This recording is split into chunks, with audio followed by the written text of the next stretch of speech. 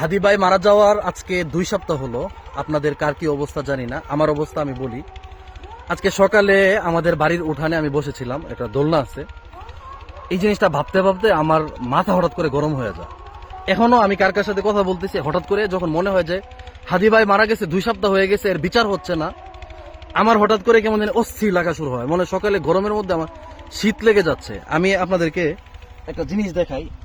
এই যে মাটির চাকাটা ধরেন আমি যদি হাতে নিয়ে রাখি, কতক্ষণ হাতে নিয়ে রাখা সম্ভব হবে? এভাবে হাতটা সোজা করে যদি রাখি, তো আমার মনে হয় আধা ঘন্টার বেশি একজন মানুষ এরকম একটা মাটির চাকা রাখতে পারবে না, কারণ এটা আস্তে আস্তে ভারী হয়ে যাবে। যেদিন হাদির মাথায় গুলি লাগছে, ওই দিন থেকে নিয়ে আজ পর্যন্ত আমার মনে হয় যে আমার মাথার ভিতরে বুলেট আটকে আছে, এবং ওইটা যত সময় যাইতেছে তত এটা ভারী হচ্ছে।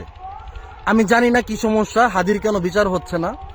হাদির বিচার হওয়া উচিত। মিস্টার নোবেলম্যান যখন আয়শা হাসি দিয়া বলে, প্রিয় দেশবাসী, আমার রাগ উঠে যায়। প্রিয় দেশবাসী, ভাই হাদি হত্যার বিচার কর। আজকে 2 সপ্তাহ হয়ে গেছে, ওনার বিচার করা উচিত।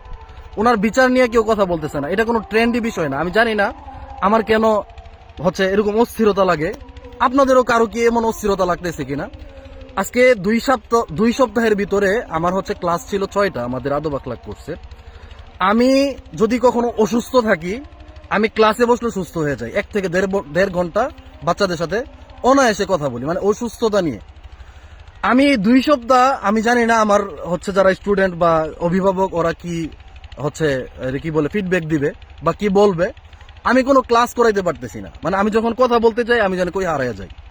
আমার ভিতরে একটা অস্থিরতা কাজ করতেছে। এখনো মনে হয় যে আমার হার্টবিট একটু বাড়তি, একটু উঠতি।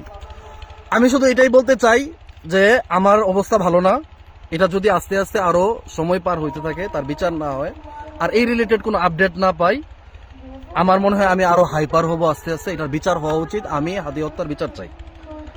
আমি হাদি হত্যার বিচার চাই, অনেক দ্রুত বিচার চাই, অনেক দ্রুত, যত দ্রুত সম্ভব। আমাকে মুক্তি দেওয়া হোক এই পেরেশানি থেকে, এই চাপ থেকে, এই কষ্ট থেকে। আমি হাদি হত্যার বিচার চাই।